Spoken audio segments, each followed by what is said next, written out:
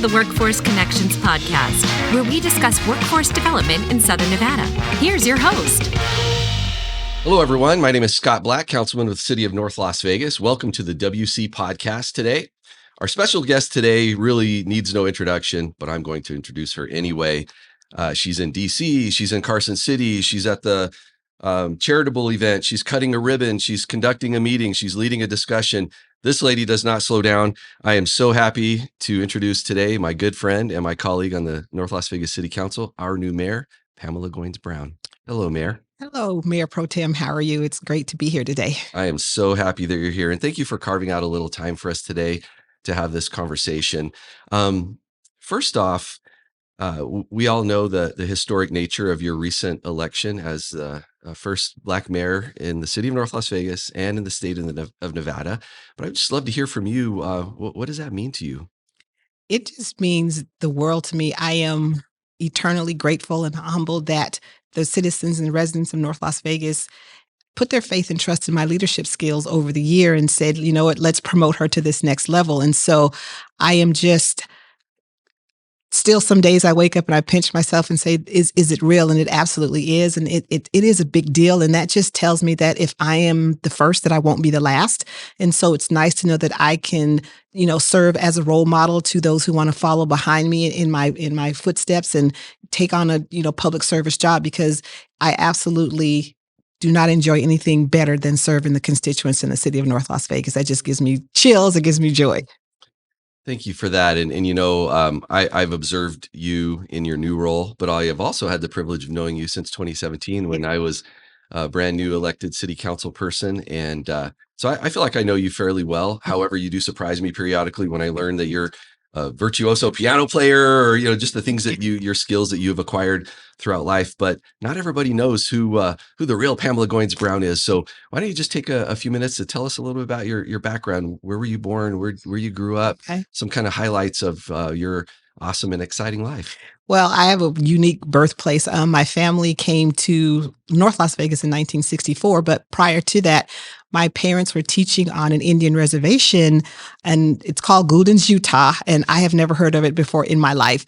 And I understand it's where the Four Corners meet in Monument Valley, Kayenta, Arizona, but it's called Gouldens, Utah. It's a Navajo Indian reservation, and they were teaching on the reservation, and then opportunities became available to teach here in Clark County. And so then we came to North Las Vegas, and I went to schools here, and I went to Catholic school because just during the segregated times, my parents didn't want us bust 45 minutes to an hour one way to go to school. So we ended up going to Catholic school, and I graduated from Bishop Gorman High School.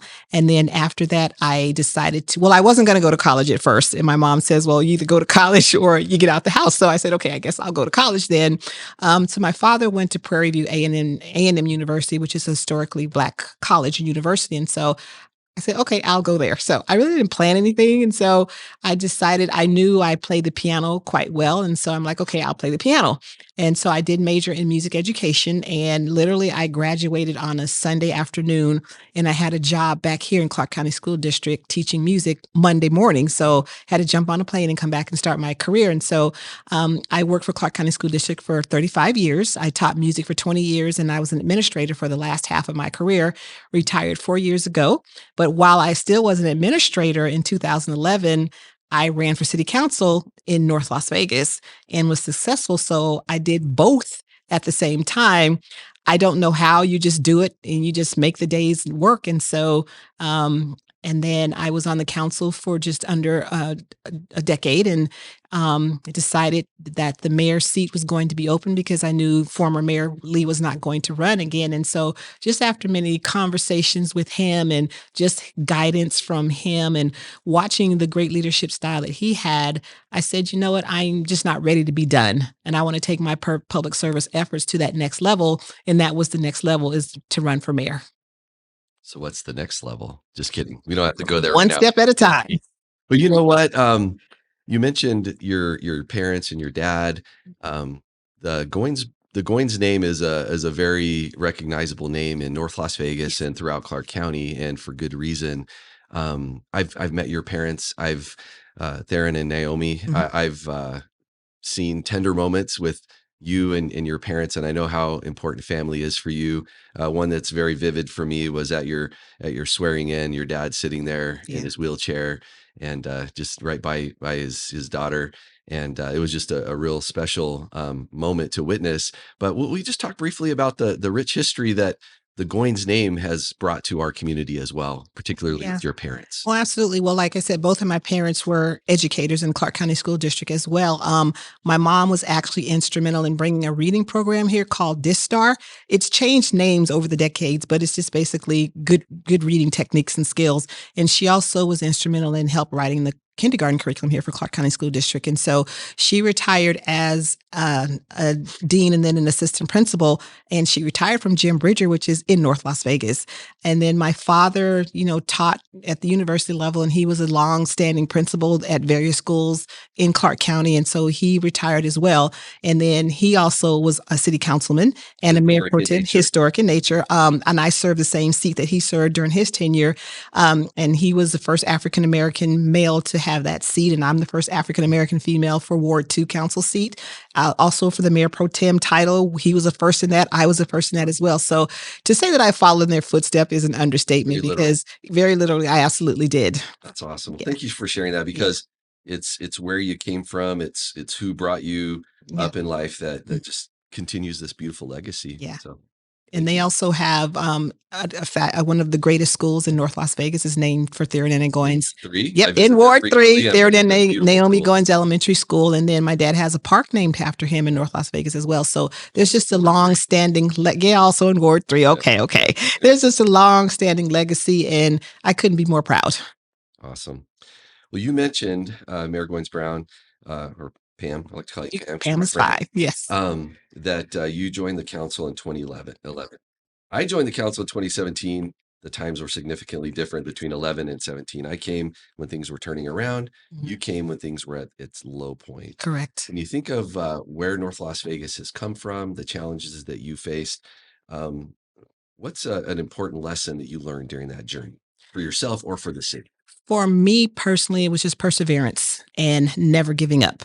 Failure was just not an option for the council because when you have hundreds of thousands of people depending on you to make the decisions for them and keeping their families and their livelihoods safe, you just have to be there for them, and we have to be the voice for our constituents. And so, it was dire times. The hardest thing was to tell someone, what, you may or may not have a job. That is just heartbreaking to tell someone who's so dependent on that income to raise their family. And so we said, what, we have to save the city. And so we got to work. We put a very robust vision together, and you're starting to see the fruits of that labor even from a decade ago. So what we put in place is absolutely working. Thank you. The perseverance you mentioned, I had the privilege of interviewing our city manager, Ryan Juden, for this podcast. And he spoke about the metaphorical 60 minutes clock in the background, ticking, ticking, ticking. Failure was not an option. So many people were counting on you. So just to dig in, roll up your sleeves and get it done.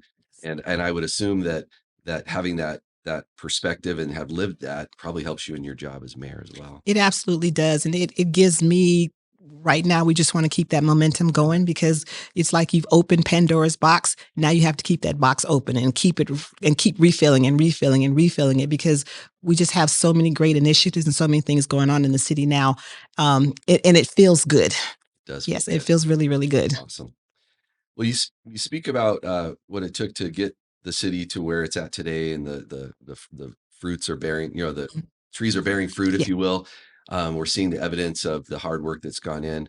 I know it hasn't been done without key partnerships. And in the last, 6 years since I've been on the council, I've had the chance to work with Workforce Connections and look for ways to merge what they bring to the table and partnering with the city.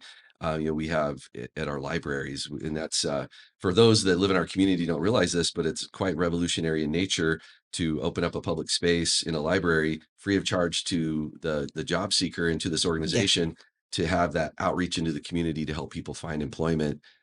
So we have our American Job Centers in the Aliante Library and the Alexander Library. We're soon to partner with North Las Vegas and Workforce Connections on an EmployNV Youth Hub at our Alexander Library. That's really and that's those are your babies, I know. to help ages 16 to 24 find their mission in life and find opportunities for gainful employment and training that goes along with that. But what do you see the value of that partnership, and especially as you focus on the youth in our community relative to our city's success? Well, those partnerships are just invaluable because that's our future. That's our workforce. And with jobs that may not even be created yet for this 21st century, we don't know what the future is going to hold, but we know that we have to have an educated, prepared workforce ready to tackle these jobs that are going to, sustain their lifestyles and just to reciprocate. So it's about getting our youth prepared for the future. And so we just have to have a good, solid employee work base. So as an educator, professional educator and administrator, I think you probably could really tune in to this idea, but speak to us about the value of starting young in the K through 12. If you look at the workforce challenges that we face in our community and throughout our nation, unemployment is low, labor supply is scarce, there are more jobs than there are applicants. We're looking at alternate labor pools and getting real creative. One untapped and great, and you spoke about the workforce of the future.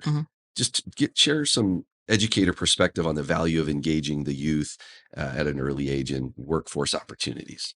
And I think you would agree, one thing that we do as elected officials, we get to go visit our schools. And we start as young as kindergarten, whether we're reading to them or talking about our career, even though they might not understand exactly what you're doing, you're planting that seed. You're just getting their minds open to say, wow, if I could be a police officer, I could be a firefighter, I could be a mayor or council person, just to get them to start thinking and having those conversations, and whether it's role playing or any type of thing, just to say, gosh, one day I'm going to be an adult and I have to make these decisions. And so the more you get in front of young people and talk about options that they possibly could attain one day, I think it's invaluable. And then just to focus on the importance of, you need an education. Yes. You need don't an education. Have to go to college. You Right. can go to a trade school. Exactly. You can get some kind of technical skill, but that's education. Absolutely. It's in different forms, but it's all Yes. education. Yeah, I think at Workforce Connections, we've, I think, done a great job creating alliances with the CCSD, with CSN, with finding these young people, because some of them, especially the youth 16 to 24, once they've, if we can harness a third grader and create a vision for the future for them, and really pique their curiosity and engage them in what their skill sets are, I think that's the best place to do it. But what about the kids that missed that window, didn't have that opportunity, and now they're 16, 17, 18?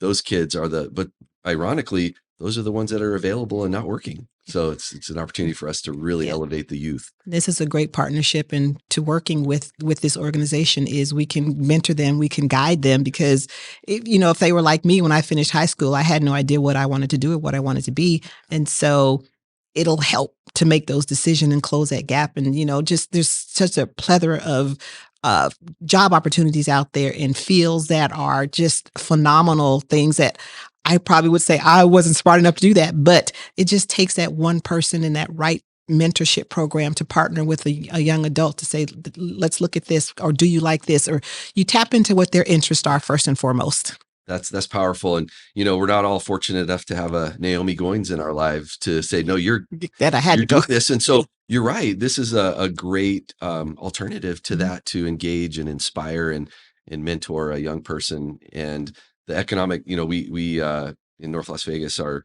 the leader in economic development in our region. And we're working very diligently to diversify the economy. We can't do it without a robust workforce. And so I'm going to just kind of give you a little synopsis of some of the things that have been going on here, and then just have you weigh in on it if you would.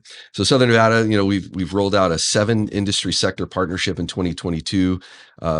One of our target sectors identified in our region is part of a comprehensive economic development strategy. We have partners with the LVGEA. Workforce Connections partnered with LVGEA, all of the chambers in our area, and the governor's economic development board to publish this blueprint. So we're doing what you say as an educator. So it just makes me feel good to hear you as an educator with your perspective on when and where to start with a youth, and then knowing exactly what it is that we need to introduce them to, where those two things come together. But why is it important to have a business community play a leading role like North Las Vegas in shaping the pipeline of employment? Well, thank you for that question. I think the business community, they're on the front line of filling vacancies, and they are keenly aware of what they need They know for what their they need, industry. yeah. They know what they need. And so when it comes to personnel and skills, they're the ones who decide this, I need 20 people for this position or 50 people for that. So they're on the front line of knowing what they need and can go out and look for that skill set. And so I know as a region, we are just experiencing people and skills in gap in some key industry areas. And so I think programs like Workforce Connection are important so they can hone in on that skill set for a particular company. But I think we work a little bit differently in North Las Vegas. We always focus on solutions and finding meaningful ways to connect with our community, just with the industries that we are bringing into. We were at a grand opening today, and just looking around and saying, okay, this is a skill set that will be needed for this job, especially in the technology field and AI and all of those areas. And so, just to tap into those industries and those wants and needs is just important for businesses. And just having the organizations that you mentioned, the chamber, the business organizations, educational institutions, you just all have to work in tandem with one another, because that's where your workforce is going to be. And we are opening our first Northeast Career and Technical Academy, which is great for North Las Vegas students, because you'll go in there and you focus on a trade or career path that you're interested in. And we're building that workforce base. And so that's very important. And so, and they're going to focus on energy, technologies, and logistical distribution. And that speaks volume. That's North Las Vegas. That is. That's one of our strengths. And so, even collaborations with higher education institutions, our college programs and current degree programs and degree programs that are being created. Because remember, I said there's probably jobs out there that we haven't tapped into yet. So they'll be ever creating new degree programs for people to earn degrees in. And so it's just that we're all invested in Southern Nevada to continue to grow that workforce. So I think this is just a win-win for not just North Las Vegas, but all of the state. Absolutely. Thank you for that. So I'm going to shift gears a little bit with you. When we started our conversation today, I wasn't joking when I said that our mayor of North Las Vegas is in DC or Carson City or this event or at that event. When I see you on Facebook, I don't like to see you on Facebook because it makes me feel guilty, because you're working on a Sunday, you're at this conference or this.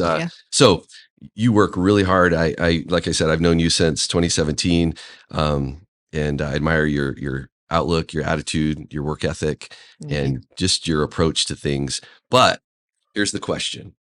When Pamela Goynes-Brown needs to, take a break, take some time for her, what does a perfect relaxing day look like for you? Or what do you like to do in your quote unquote spare time? Okay, well, that's about a couple hours a day. But first of all, I want to say what we do is a team effort.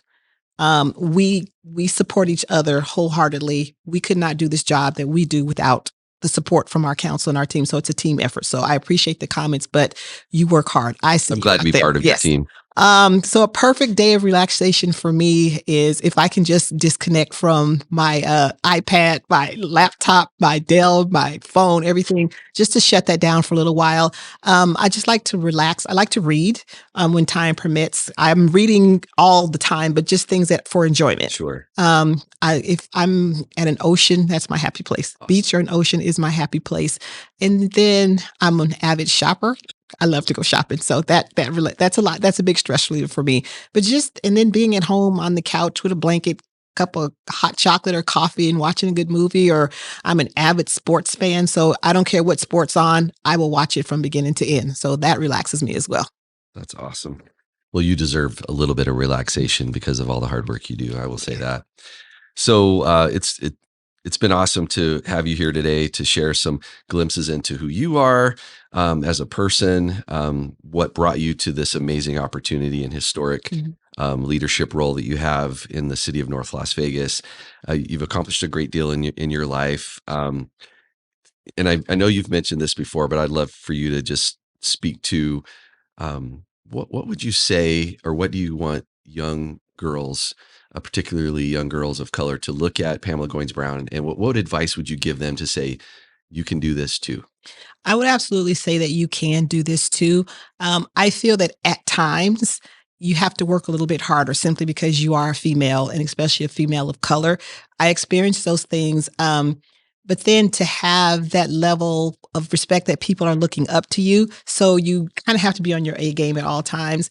But to say, when you face obstacles, which there are going to be obstacles no matter what you are, who you are, what industry you're in, and what field of work, you're going to have obstacles. And so you just keep pushing forward. If one door closes, another door will open. And you kind of have to be very upfront about who you are and what you want and what you expect. And then people are going to treat you how you treat them. And so it's absolutely doable. Anything in life that you set your mind to, it's a lot of hard work. And I set goals daily. I may not meet all of them, but I set a goal that this is going to be my day. And I'm always going to look at the positive side of what I do, no matter how many swords are thrown at me or how many people don't disagree. And I'm just the type of person, if that's the case, let's come up with some solutions to the problems. Don't just come to the table with problems, but come with some solutions as well. I can't say that word today. Just have some solutions as well. Awesome. Well, thank you for that. And you know what? I'm lucky that you're my friend and someone I truly admire and look up to. Thank you for sharing your inspiring story with us today, carving out a little bit of time from your busy schedule. I think will make a difference for the viewers that view this podcast. So folks, thank you for joining us on the WC podcast today with our esteemed guest, Mayor Goynes-Brown, my friend and our awesome mayor of the city of North Las Vegas. Thank you. Thank you.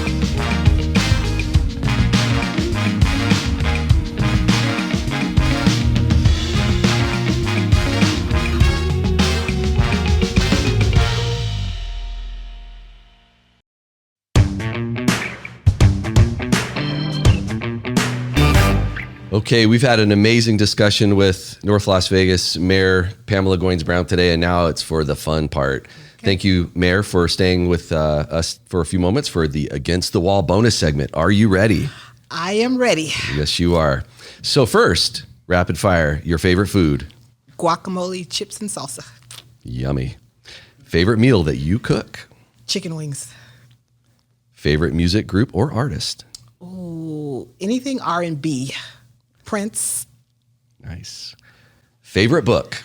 Finding Me by Viola Davis. Favorite holiday? Christmas. Favorite place to fish? Pine Valley, Utah. Favorite sports team? San Francisco 49ers. Go Niners. Favorite Vegas sports team? Golden Knights. All right. Next segment. Tough choices. Vacation or staycation? Vacation.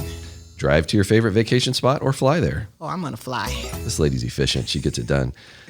Once you get there, hotel or Airbnb? Hotel. Day by the ocean or hiking in the mountains? Day by the ocean. Easy. Retire on a ranch or in the city? Ranch. Rancher, huh? I would retire on a ranch, yes. Awesome. Actions or words? Actions. Justice or grace? Grace. All right, and our last segment is Finish the Sentence. If Pamela could visit any place in the world, it would be? If Pamela could visit any place in the world, it would be Israel. The best part of living in Southern Nevada is? The weather. Scott Black. And the weather.